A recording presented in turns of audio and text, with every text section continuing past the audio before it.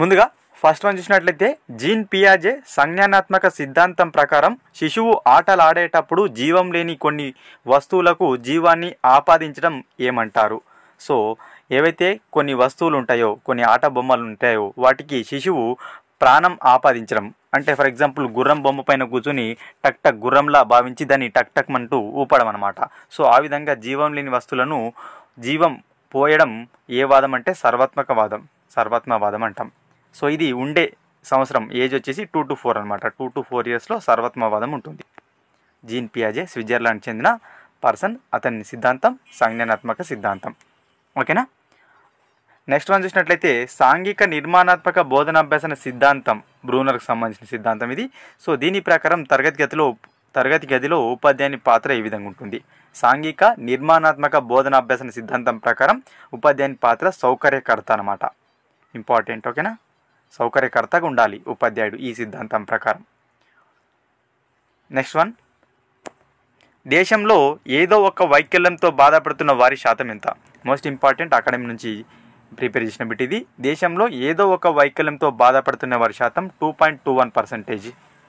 2011 జనాభా లెక్కల ప్రకారం ఏదో ఒక వైకల్యంతో, డిజబిలిటీ తోటి బాధపడుతున్న వారి శాతం ఎంత? 2.21. సరిగా చదవని ఒక విద్యార్థి తన తప్పులను కప్పిపుచ్చుకునేందుకు ఉపాధ్యాయుడు సరిగ్గా బోధించలేదని చెప్పడం ఈ రకమైన రక్షక తంత్రం. సో ఇక్కడ ఆన్సర్ తప్పు వచ్చింది, హేతుకీకరణం కాదు, ప్రక్షేపణం. సో ఎవరైతే ఒక విద్యార్థి సరిగ్గా చదవలేకపోయి తన తప్పులను కప్పిపుచ్చుకోవడానికి, అంటే తప్పులను పక్కులపైన నెట్టడం ప్రక్షేపణం అవుతుంది. తప్పులను పక్కులపైన నెట్టడం ప్రక్షేపణం కాగా, విద్యార్థి సరిగా చదవని విద్యార్థి చదివి ఏం ఉద్ధరించేది ఉంది అని అన్నట్లయితే అప్పుడు హేతుకీకరణం అవుతుంది. ఓకేనా. కుంటి సాకులతో వైఫల్యాన్ని సమర్థించుకుంటే హేతుకీకరణం, అదే తనలోని లోపాలను పక్క వాళ్ళకి ఆపాదిస్తే అది ప్రక్షేపణం. ఓకేనా, కన్ఫ్యూజ్ అవ్వద్దు. ఓకేనా, పక్క వాళ్ళకు తన లోపాలని ఆపాదించడం ప్రక్షేపణం.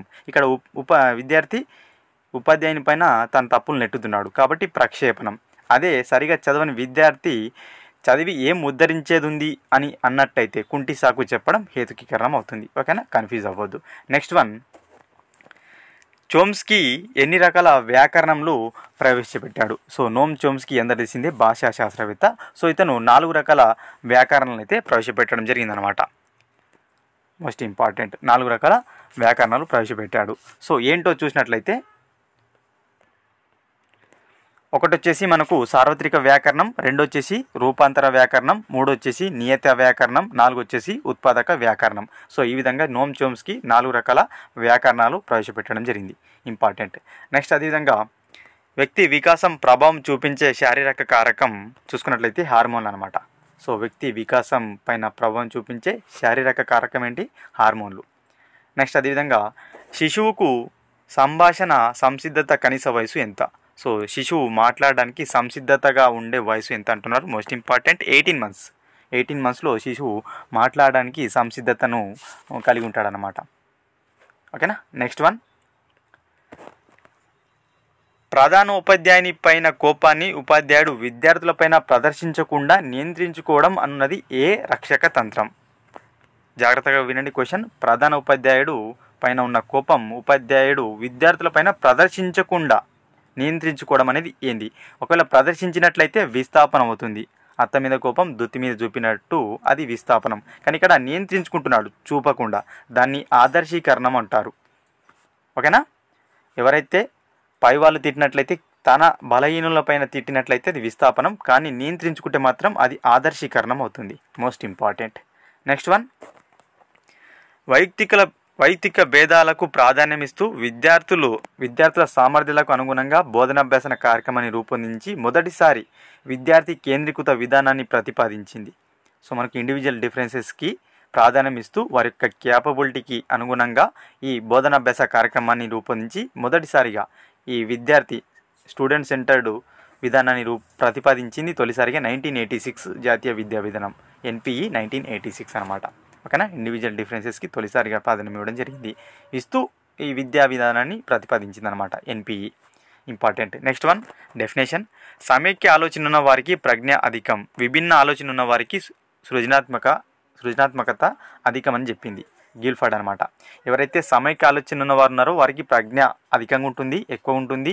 అదే విభిన్న ఆలోచన ఉన్న వారికి మాత్రం క్రియేటివిటీ ఎక్కువ ఉంటుందని చెప్పింది గిల్ఫర్డ్. మోస్ట్ ఇంపార్టెంట్ డెఫినేషన్ అనేది. ఓకేనా. నెక్స్ట్ వన్, సంధికాలంగా పిలిచే దశ. సంధికాలంగా పిలిచే దశ నవజాత శిశువు దశ అనమాట. ఓకేనా. 0 to 2 weeks. నవజాత శిశువు దశ ఎంత? 0 to 2 weeks. దీన్ని సంధికాలంగా పిలవడం జరుగుతుంది. ఓకేనా. నెక్స్ట్ వన్, 2011 జనాభా లెక్కల ప్రకారం తెలంగాణలో ఏదో ఒక వైకల్యంతో బాధపడుతున్న వారి సంఖ్య. మోస్ట్ ఇంపార్టెంట్, 2011 జనాభా లెక్కల ప్రకారం తెలంగాణలో ఏదో ఒక వైకల్యంతో బాధపడుతున్న వారి సంఖ్య. వీడియో స్టార్టింగ్లో చెప్పాను, దేశవ్యాప్తంగా ఏదో ఒక వైకల్యంతో బాధపడుతున్న వారి సంఖ్య శాతం 2.21 అని చెప్పాను. ఇక్కడ తెలంగాణలో ఉన్న సంఖ్య అడుగుతున్నాడు. తెలంగాణలో ఏదో ఒక వైకల్యంతో బాధపడుతున్న వారి సంఖ్య చూసుకున్నట్లయితే మనకు 10,46,822, 10,46,822 మెంబర్స్ ఏదో ఒక వైకల్యంతో బాధపడుతున్నారు తెలంగాణలో 2011 జనాభా లెక్కల ప్రకారం. అదే మన భారతదేశ జనాభా శాతం పరంగా 2.21 అనమాట. నెక్స్ట్ వన్, ఒక వ్యక్తికి ఒక రంగంలో ప్రావీణ్యం ఉన్నట్లయితే మిగిలిన అన్ని రంగాల్లో కూడా అదే రకమైన ప్రావీణ్యం ఉంటుందని. ఉదాహరణకు, ఒక రకమైన వాహనం డ్రైవింగ్ చేసే సామర్థ్యం ఉన్న వ్యక్తి మిగతా అన్ని రకాల వాహనాలు కూడా డ్రైవింగ్ చేయగలడు అని చెప్పే సిద్ధాంతం ఏకకారక సిద్ధాంతం. ఓకేనా. ఒక దాంట్లో మనకు ప్రావీణ్యం ఉన్నట్లయితే ఇంకొక దాంట్లో అది యూజ్ అవుతుంది, దాంతో మనం చేయగలుగుతామని చెప్పేది ఏకకారక సిద్ధాంతం. పేర్లో ఉంది ఏకకారక సిద్ధాంతం.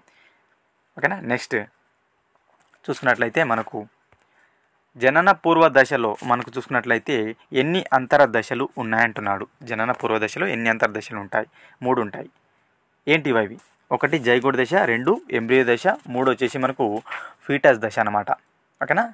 జైగోట్ దశ, ఎంబ్రియో దశ, ఫీటస్ దశ, ఇవి జనన పూర్వ దశలు, 3 అంతర్దశలు అనమాట. నెక్స్ట్ వన్, వాగుడుకాయ దశ అని ఏ దశని పిలుస్తారు? పూర్వ బాల్య దశని పిలుస్తారు. ఉద్వేగాలను త్వరగా మర్చిపోయే దశ శైశవ దశ. ఓకేనా. వాగుడుకాయ దశ ఏం దశ? పూర్వ బాల్య దశ. ఉద్వేగాలను త్వరగా మర్చిపోయేది దేంట్లో మర్చిపోతారు? శైశవ దశలో మర్చిపోతారు. ఓకేనా. నెక్స్ట్ వన్, ఒక వ్యక్తిని డబ్బు ఉన్న గదిలో ఉంచితే ఆ వ్యక్తి డబ్బు తీసుకోకపోతే నిజాయితీ ఉందని, తీసుకుంటే నిజాయితీ లేనట్లుగా అంచనా వేస్తారు. మూర్తిమత్వాన్ని అంచనా వేసే పద్ధతి. సో ఒక డబ్బున్న గదిలో ఒక వ్యక్తిని ఉంచడం జరిగింది. డబ్బు తీసుకుంటే నిజాయితీ లేనట్లు, తీసుకోకపోతే నిజాయితీ ఉన్నట్లు అనేది ఏ రకమైన మూర్తిమత్వాన్ని అంచనా వేసే పరీక్ష అంటున్నారు? సన్నివేశ పరీక్ష అనమాట. పేర్లో ఉంది. సన్నివేశాన్ని అక్కడ క్రియేట్ చేయడం జరిగింది. క్రియేట్ చేసి దాన్ని అంచనా వేస్తున్నారు కాబట్టి ఇది సన్నివేశ పరీక్ష. ఓకేనా. నెక్స్ట్ వన్, తెలివైన వారికి తెలివైన వారి పుట్టడం సారూప్య నియమం. అందరు తెలిసిందే, తెలివైన వారికి తెలివైన వారి పుట్టడం సారూప్య నియమం. నెక్స్ట్ వన్, ఎడ్యుకేషనల్ డిటర్మినిజం గ్రంథ రచయిత. ఎడ్యుకేషనల్ డిటర్మినిజం గ్రంథ రచయిత WC బాగ్లే. ఎవరు రాశారు దీన్ని? WC Bagley. ఏ గ్రంథాన్ని? ఎడ్యుకేషనల్ డిటర్మినిజం గ్రంథాన్ని రాయడం జరిగింది. నెక్స్ట్ వన్, విద్య నేర్వగల మానసిక వికలాంగుల ప్రజ్ఞాలబ్ధి ఎంత? సో మనకు విద్య నేర్వగల మానసిక వికలాంగులు ఎవరైతే ఉంటారో వారి యొక్క ప్రజ్ఞాలబ్ధి అనేది ఎంత ఉంటుంది? 50 to 70 ఉంటుంది. ఈ మధ్య ప్రజ్ఞ ఉన్న వాళ్ళందరూ కూడా విద్య నేర్వగల మానసిక వికలాంగులు అని అర్థం. ఓకేనా. నెక్స్ట్ వన్, ప్రజ్ఞ అనేది గమ్యం అయితే జ్ఞానం ఆ గమ్యాన్ని చేరడానికి సహకరించే మార్గం వంటిదని తెలిపింది ఎవరు? సో ప్రజ్ఞ అనేది గమ్యం అయితే జ్ఞానం ఆ గమ్యాన్ని చేరడానికి సహకరించే మార్గం వంటిదని రాస్ చెప్పడం జరిగింది. రాస్ అనే శాస్త్రవేత్త ఈ డెఫినేషన్ ఇచ్చాడు. ఏ డెఫినేషన్ని? ప్రజ్ఞ అనేది గమ్యం అయితే జ్ఞానం అనేది ఆ గమ్యాన్ని చేరడానికి సహకరించే మార్గం వంటిదని చెప్పాడు. నెక్స్ట్ వన్, సహజంగా మగపిల్లలు తండ్రితోనూ ఆడపిల్లలు తల్లితోనూ తదాత్మీకరణం చెందుతారని సిగ్మండ్ ఫ్రాయిడ్ ఏ దశలో ఉంటుందని చెప్పాడు? గుప్త దశ. ఓకేనా. గుప్త దశలో సహజంగా మగపిల్లలు తండ్రితో ఆడపిల్లలు తల్లితో తదాత్మీకరణం చెందుతారు. ఎవరి ప్రకారం? సిగ్మండ్ ఫ్రాయిడ్ ప్రకారం గుప్త దశలో. నెక్స్ట్ వన్, 2011 జనాభా లెక్కల ప్రకారం వైకల్య జనాభాలో దృష్టి వైకల్యం గల వారి శాతం. సో మనకు 2011 జనాభా లెక్కల ప్రకారం వైకల్య జనాభాలో, ఓకేనా, దృష్టి వైకల్యం గల జనాభా శాతం 18.8. మొత్తంగా వైకల్యం గల జనాభాలో దృష్టి వైకల్యం శాతం అన్నమాట. ఇది 18.8 ఓవరాల్గా ఇండియా పరంగా. ఓకేనా. నెక్స్ట్ వన్, వ్యక్తి ఇతరులతో సమర్థవంతంగా మెలగగలిగే సామర్థ్యమే సాంఘిక వికాసం అన్నది సోరెన్సన్. సాంఘిక వికాసం సోరెన్ సాసా. ఓకేనా. వ్యక్తి ఇతరులతో సమర్థవంతంగా మెలగగలిగే సామర్థ్యమే సాంఘిక వికాసం అని చెప్పింది Sorensen. Most important. Next one, ప్రత్యేక విద్య అనేది కేవలం మానవత్వపు పునాది మీదనే కాకుండా దాని ప్రయోజనాల ఆధారంగా రూపొందించాలని చెప్పింది. మోస్ట్ ఇంపార్టెంట్ డెఫినేషన్ ఏదైతే ఈ స్పెషల్ ఎడ్యుకేషన్ ఉందో అది మానవత్వపు పునాది మీదనే కాకుండా దాని యొక్క యూటిలిటీస్ ప్రయోజనాల ఆధారంగా రూపొందించాలని చెప్పింది కొఠారి కమిషన్ 1964-66. ఓకేనా. నెక్స్ట్ వన్, తరగతిలో అందరు ఇష్టపడే వ్యక్తి సునీల్. కొత్తగా వచ్చిన ఉపాధ్యాయుడు దీనికి కారణాన్ని అన్వేషించాలనుకున్నాను అనమాట. సో అప్పుడు ఎంచుకునే మూర్తిమత్వ శోధిక సాంఘిక మితి జేఎల్ మొరినో దీన్ని ప్రతిపాదించింది. సాంఘిక మితిని ఓకేనా రూపొందించింది. తరగతిలో అందరూ ఇష్టపడే వ్యక్తి సునీల్ అనమాట. సో కొత్తగా వచ్చిన ఉపాధ్యాయుడు ఎందుకు, దీని యొక్క రీజన్ ఏమై ఉంటుందని తెలుసుకోవడం కోసం ఉపయోగించేది సాంఘిక మితి అనమాట. ఓకేనా. నెక్స్ట్ వన్, ఆకారాలను ప్రకార్యాలను సమైక్యపరిచి విశదపరిచే క్లిష్ట ప్రక్రియ వికాసం అన్నది. మోస్ట్ ఇంపార్టెంట్, ఆకారాలు ప్రకార్యాలను సమైక్యపరిచి విశదపరిచే క్లిష్ట ప్రక్రియ వికాసం అన్నది అండర్సన్. ఆకారాలు ప్రకారాలు రెండు అండర్సన్, ఈ విధంగా గుర్తుపెట్టుకోండి. నెక్స్ట్ అదేవిధంగా 0% వచ్చింది. సో పూర్వ బాల్య దశను మనకు చూసుకున్నట్లయితే బాడాయిలు చెప్పుకునే దశగా చెప్పుకుంటాం. ఓకేనా. 3 అదేవిధంగా ఉత్తర బాల్య దశను వాగుడుకాయ దశగా చెప్పుకుంటాం. కౌమార దశ వచ్చేసి పగటి కలలుగా అంటారు. శైశవ దశ వచ్చేసి నార్సినిజం ఉంటుంది. ఓకేనా. నెక్స్ట్ వన్, ఈ క్రింది వాణిలో సరైన ప్రవచనం గుర్తించము. సో ప్రజ్ఞకు సంబంధించి ఇవ్వడం జరిగింది. ప్రజ్ఞ సృజనాత్మకతలు పరస్పర సంబంధం లేనివి కాదు. అధిక ప్రజ్ఞ కలవారు అధిక సృజనాత్మకత కలిగి ఉంటారు కాదు. ఓకేనా. ప్రజ్ఞాహీనులు కూడా సృజనాత్మకతను కలిగి ఉంటారు, సరైంది. ఓకేనా. ఇంపార్టెంట్, ప్రజ్ఞాహీనులు కూడా క్రియేటివిటీని కలిగి ఉంటారన్నమాట.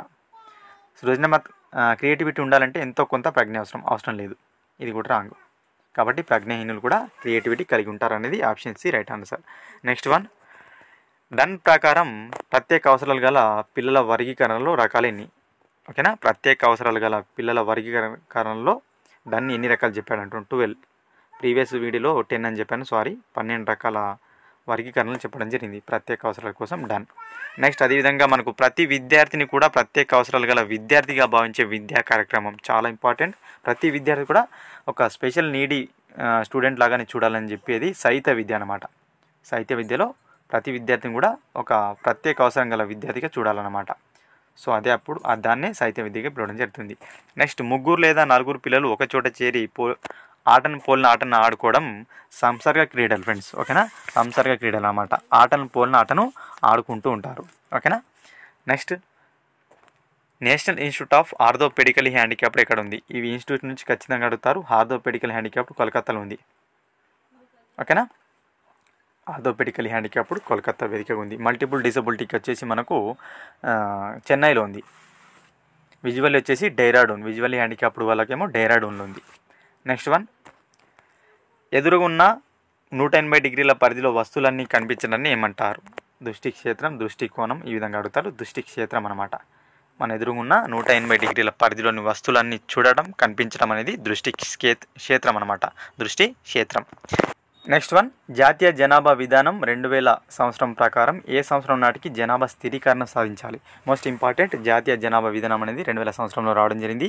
దీని ప్రకారం చూసుకున్నట్లయితే 2045 వరకు మన యొక్క జనాభా అనేది స్థిరీకరణ జరగాలని చెప్పడం జరిగింది. ఓకేనా. సో ఇది మోస్ట్ ఇంపార్టెంట్. నెక్స్ట్ అదేవిధంగా మనం చూసుకున్నట్లయితే ఒక 8వ తరగతి విద్యార్థిని తన తోటి విద్యార్థినికి ఆంగ్లం అభ్యసించడంలో సహాయపడినది. ఇక్కడ జరిగిన అభ్యాసన బదలాయింపు. సో ఎటువంటి బదలాయింపు జరగదు. ఓకేనా. ఒక విద్యార్థి ఇంకొక విద్యార్థికి సహాయం పడుతున్నారు అభ్యసించడంలో, కాబట్టి అభ్యాసన బదలాయింపు జరగదు. నెక్స్ట్ వన్, ఇంట్లో వృధాగా ఉన్న ఖాళీ అగ్గిపెట్టెలను చూసిన రాధిక మరి కాసిన్ని అగ్గిపెట్టెలను సేకరించి వాటితో అందమైన భవంతిని నిర్మించింది. ఆమెలో గల ప్రజ్ఞా రకం యాంత్రిక ప్రజ్ఞ. ఓకేనా. యాంత్రిక ప్రజ్ఞ అనమాట. నెక్స్ట్ అదేవిధంగా పూర్వ బాల్య దశలో వచ్చే పాలదంతాల సంఖ్య. పూర్వ బాల్య దశ ఉంటుంది కదా, ఈ పూర్వ బాల్య దశలో మొత్తంగా మనకు 4 పాలదంతాలు అయితే రావడం జరుగుతుంది అన్నమాట. Most important. నెక్స్ట్ అదేవిధంగా ఎన్ని రోజుల సమయంలో శిశువు తన తల్లి యొక్క వాక్కును గుర్తిస్తుంది? సో శిశువు 7 రోజుల సమయంలో తన తల్లి యొక్క మాటను గుర్తిస్తుంది. ఇంపార్టెంట్, ప్రీవియస్ వీడియోలో చెప్పడం జరిగింది. నెక్స్ట్ వన్, శైశవ దశకు సంబంధించి సరైనవి. ఎత్తు సుమారుగా 30 అంగుళాలు ఉంటుంది, సరైనది. మొదటి పాలదంతం 6 నుంచి 8 నెలల మధ్య వస్తుంది. ఇంపార్టెంట్, రెండు కూడా కరెక్టే. ఎత్తు సుమారుగా 30 అంగుళాలు ఉంటుంది శైశవ దశలో.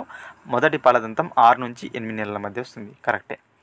నెక్స్ట్ వన్, ప్రయోజనత వాద మూలపురుషుడు ప్రయోజనతవాద ఓకేనా మూలపురుషుడు మెక్డూగల్ ఇంపార్టెంట్ ప్రయోజనతవాద మూలపురుషుడు మెక్డూగల్. నెక్స్ట్ వన్, వాట్సన్ ప్రకారం 3 ప్రాథమిక ఉద్యోగాలలో లేనిది ఇంపార్టెంట్. వాట్సన్ ఏవైతే 3 ప్రాథమిక ఉద్యోగాలు చెప్పాడో దానిలో లేనిది ఉత్తేజం అనమాట. ఈ సంతోషం, కోపం, భయం 3 కూడా ఉన్నాయి వాట్సన్ చెప్పిన ఉద్వేగాలలో. ఉత్తేజం అనేది లేదు. నెక్స్ట్, వికాసం గరిష్ట స్థాయికి చేరే దశ ఇంపార్టెంట్. వికాసం అనేది గరిష్ట స్థాయికి ఎప్పుడు చేరుతుంది, ఏ దశలో? కౌమార దశలో చేరుతుంది అనమాట. ఓకేనా. నెక్స్ట్ అదేవిధంగా ఉద్వేగ క్యాథార్సిస్ కనబరచు దశ ఉత్తర బాల్య దశ ఇంపార్టెంట్. ఉద్వేగ క్యాథార్సిస్ కనిపించే దశ ఉత్తర బాల్య దశ. నెక్స్ట్, వైయక్తిక భేదాలపైన శాస్త్రీయ అధ్యయనాలు చేసిన మొదటి శాస్త్రవేత్త గాల్టన్. వైయక్తిక భేదాలపైన ఎవరు మొదటిసారిగా శాస్త్రీయ అధ్యయనాలు చేశారంటే గాల్టన్, ఫ్రాన్సిస్ గాల్టన్ గుర్తుపెట్టుకోండి. Next, mental test and measurements అనే గ్రంథాన్ని రాసింది ఎవరు? మెంటల్ టెస్ట్ అండ్ మెజర్మెంట్ అనే గ్రంథాన్ని టెర్మన్ రాయడం జరిగింది. ఓకేనా. లూయిస్ టెర్మన్ దేన్ని రాశాడు? మెంటల్ టెస్ట్ అండ్ మెజర్మెంట్స్ అనే గ్రంథాన్ని రాశాడు. నెక్స్ట్ ఇక భౌతిక సామాజిక పరిసరాలకు అనుగుణ్యత పొందగల శక్తినే ప్రజ్ఞ అనేది. భౌతిక సామాజిక పరిసరాలకు అనుగుణ్యత పొందగల శక్తే ప్రజ్ఞ అనేది పియాజే. పరిసరాలు పియాజే. నెక్స్ట్, అభ్యసించే సామర్థ్యమే ప్రజ్ఞ అనేది డేర్బాన్. అభ్యసించే సామర్థ్యమే ప్రజ్ఞ అనేది డేర్బాన్. నెక్స్ట్ అదేవిధంగా లాస్ట్ బిట్, పిల్లల వ్యక్తిగత భేదాలను నిర్మాణాత్మకంగా పోషించడం ద్వారానే ఒక దేశం అభివృద్ధి చెందుతుంది అని చెప్పింది జాన్ డూయి. పిల్లల యొక్క వ్యక్తిగత భేదాలు ఏవైతే ఉంటాయో ఇండివిజువల్ డిఫరెన్సెస్ని నిర్మాణాత్మకంగా పోషించినప్పుడే ఒక దేశం అభివృద్ధి చెందుతుంది చెప్పడం జరిగింది. ఎవరు? John Dewey. ఓకే ఫ్రెండ్స్, ఇవి మనకు పేపర్ 2లో భాగంగా టాప్ 50 క్విక్ రివిజన్ బిట్స్. ఇంకొక వీడియో మరింత ఇంట్రెస్ట్గా తీసుకురావడానికి ప్రయత్నిస్తాను. వీడియో కనుక నచ్చినట్లయితే లైక్ చేసి షేర్ చేయండి ఫ్రెండ్స్.